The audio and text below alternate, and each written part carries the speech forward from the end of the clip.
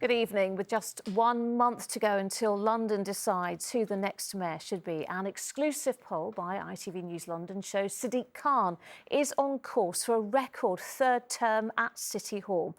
Our figures reveal the Labour candidate is currently set for a landslide win, comfortably ahead of his nearest challenger, the Conservatives' Susan Hall. But, as we know, a week is a long time in politics, let alone a month. And as candidates hit the campaign trail, Londoners told us which issues could sway their votes, including crime and the cost of living. So could it still be all to play for over the next few weeks? Our political correspondent Simon Harris reports.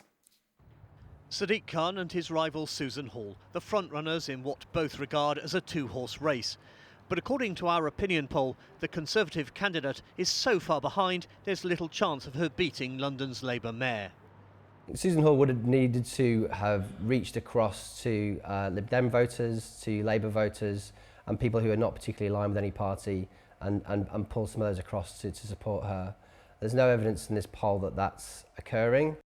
The poll for ITV News London questioned more than 1,000 people. Sadiq Khan, on 44%, has a clear lead and appears on course for a historic third term as mayor. Susan Hall was on 26%. She trails her Labour opponent by 18 points. The Green Party's Zoe Garbett and Rob Blackie, the Liberal Democrats candidate, are in joint third place with 7%. And Reform UK's Howard Cox came fifth with 5%. So is it all over for the Conservatives? You should come campaigning with me and listen to what people say on the doorsteps. And I'm listening to Londoners all the time. They are so cross with Sadiq Khan over the ULEZ expansion, which, as you know, I would stop on day one. And nobody in London feels safe. And I will be putting a lot of money into police and making sure that that Londoners feel safer and, in fact, are safer. Sadiq Khan wasn't available to talk to us today, but the Vauxhall MP offered Labour's thoughts on our poll. It's a good poll. But the fact is, we cannot take anything for granted. You may remember that in 2021, Sadiq was ahead, but those polls narrowed. It's really important Londoners know that because the voting system has changed, every vote will count. They have to come out and vote Labour if they want Sadiq to be the Mayor of London. When we asked voters which issue is the most important in the election, 41% put the cost of living at the top of their list. Next were crime levels, health, not strictly a mayoral responsibility, and housing. ULEZ, where Susan Hall promises to reverse last year's extension, was the top choice of only 6%. While reforming the Metropolitan Police, which Sadiq Khan champions, was a priority for just 2% of voters. I go around London every week and people tell me that they're feeling let down by Sadiq. It might be a stabbing nearby, it might be a burglary on their street. I was in Camden the other day, just yesterday. 10 people have been burgled on the street I was on in the last few months. People are very upset about that, and under Sadiq Khan things have got worse. I think that what this poll shows is that the Tories are not going to win in London and people can vote for the party that they really want to vote for. The Greens have been consistently third. We want to see our seats growing in the London Assembly, our vote share growing for the mayor, and people can really vote for the party that they want to see. 30 days from now, Londoners will decide who they want as their next mayor. Well, Simon, according to our poll, there is a very big gap between Sadiq Khan and Susan Hall, but his team are insisting the vote could be much closer. Yeah, despite that big poll lead, Labour is warning its supporters that the election on May the 2nd will be very much closer than the poll suggests. Now, it's true that the 18-point lead he has in our poll is below the 24-point lead he had in another poll just 10 days ago, so perhaps the gap is narrowing. And back in the last election in 2021, the Conservative candidate Sean Bailey did a lot better than many people predicted. He came within 5 points of Sadiq Khan in the first round of voting. Now, there is no second round of voting this time. The rules have been changed. So whoever wins the mayoral election can't rely on second preference votes. And that in itself is worrying Team Khan. And I think you get the impression from Susan Hall that she very much thinks that this contest is for real. All right, and Simon, they go to the polls in a month. All right. Well, here is a list of the candidates standing to be Mayor of London. You can see it on your screens right now. The current Mayor of London hit the campaign trail today with a promise to create 150,000 well-paid jobs as he tries to hold on to his own. Sadiq Khan visited the Francis Crick Institute with Shadow Chancellor Rachel Reeves, setting out what he calls his London growth plan, hoping to bolster the capital's involvement in AI, technology and science. However, his main rivals in next month's election questioned his commitment to other issues affecting the capital and whether his priorities were in the right place. Our political correspondent Simon Harris has more. Sadiq Khan is eager to be seen with Labour's big guns. Today, Rachel Reeves, the Shadow Chancellor, joined him on a visit to the Francis Crick Medical Research Facility in St Pancras. The Mayor unveiled a proposal to create 150,000 new jobs in the next 4 years, but there seems to be a string attached. Is this plan dependent on a Labour government? Let me be quite frank. I think May the 2nd is a moment of maximum opportunity, the chance to elect a Labour mayor to work with a Labour government. So your plan for jobs won't work without a Labour government? Well, unless elected. we can reset relations with a Labour government, it's really difficult to have new jobs in London. So how much money do you need from a Labour government to make that work? Well, the government won't be directly in job creation by investing in housing, by investing in growth sectors. Sadiq Khan knows from experience how hard it is to get money out of government. In recent months, he's been left disappointed and at times angry after demanding hundreds of millions of pounds from ministers for Transport for London, for the Metropolitan Police and for his housing budget. He's now pinning his hopes on an incoming Labour government. But that might not mean extra cash. I just don't believe that money is the only answer to the problems we face. Reform of planning, reform of the skills system and working in partnership, not talking down London like the current government do, but working together. The Mayor's main rival for City Hall has a different take on job creation. A mayor doesn't create jobs. It's businesses that create jobs. A mayor can make the situation easier for businesses to create jobs, but of course he hasn't. If you talk to businesses in outer London, they'll tell you the ULEZ expansion is killing businesses out there, and it is. So many are closing down.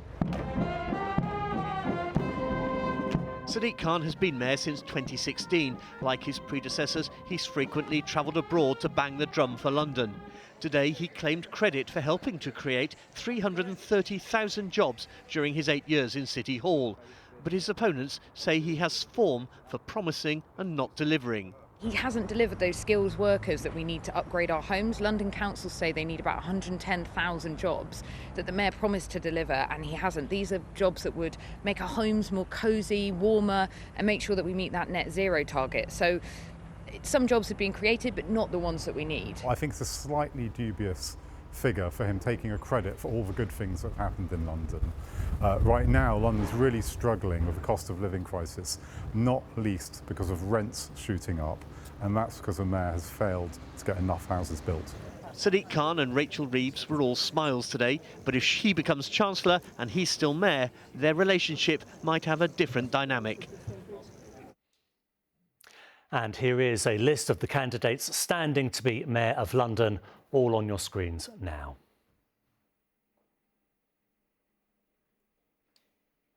And Simon joins me now. Simon, when you were talking to the Mayor, he said something else that I imagine will be of interest to commuters. Yes, talks began today at the arbitration service ACAS between Transport for London and the drivers' union on the Underground, ASLEF, to try to head off two strikes, one planned for next Monday, the other on May the 4th. It's a long-running dispute over terms and conditions. The union says TfL has reneged on a promise to beef up security in their cabs and also wants them to work longer shifts. Now, you'll recall earlier this year, the RMT union called off a strike at the last minute after Sadiq Khan came up with £30 million to pay for pay rises. Well, when I spoke to the mayor today, he said this time there is no extra money. However, I understand that a proposal of some sort has been put to ASLEF this afternoon, and it's going to be discussed by union representatives tomorrow. OK, Simon, thank you very much. Good evening. Another underground strike, another last-minute deal from the mayor. The capital's commuters have again been saved from travel chaos on Monday after ASLEF called off the planned walkout over a long-running dispute over terms and conditions. Though it may be music to the ears of those who rely on the tube every day, Sadiq Khan has faced criticism from the Conservatives who accuse him of caving in to the demands of the unions. Our political correspondent Simon Harris reports. They're normally only seen in public on picket lines, but today union officials were happy to pose for pictures outside ASLEF HQ. The train drivers called off 2 strikes which threatened to paralyse the tube on Monday and on May the 4th. The union claimed victory in a long-running row over workplace safety and plans to change drivers' shift patterns. Their initial proposal was ripping up all current drivers' agreements under the banner of modernisation and efficiency. And although we're always prepared to talk and negotiate, we could not accept changes being imposed. They've now accepted that that cannot happen. The union said it also won a concession from Transport for London about the number of dedicated safety and enforcement officers. The new team allocated to the night tube is being doubled from 15 to 30, and a proposal to fit better locks on drivers' cabs will be done and dusted by 2026. For Sadiq Khan, the prospect of a strike in the run-up to the election was at the very least unhelpful. His Conservative rival, Susan Hall, accused the Mayor of being at the beck and call of his union paymasters. Earlier this year, a strike by the biggest tube union, the RMT, was called off at the last minute when the Mayor offered an extra £30 million for pay rises. They've completely caved into the demands of the unions. They're just going to keep striking and striking because they know that Sadiq Khan is just going to keep giving and giving. The only people unhappy now if these strikes are called off are the Conservatives. Why? Because they like the fact, as City comes to a standstill, they like the fact that there's a chaos and strife. They like to attack trade unions. The Liberal Democrat plan is to have stability in Transport for London's finances. That means no short-term election gimmicks for the way the Mayor is doing. In exchange for that, we'll be able to get long-term investment, a long-term deal with national government and a long-term deal with the unions. It's great to hear that there's been a solution to the strike and the strike's been called off on Monday, but it shouldn't have taken getting to strike action again. And London needs a Mayor who's going to be on the side of workers and listen to them and not get to this point, which is exactly what I'd do. For Westminster Abbey and Houses of Parliament. Whatever the political fallout, the union's decision will come as a relief to the many small businesses which rely on London's commuter army. And here is a list of the candidates standing to be Mayor of London. You can see it on your screens right now.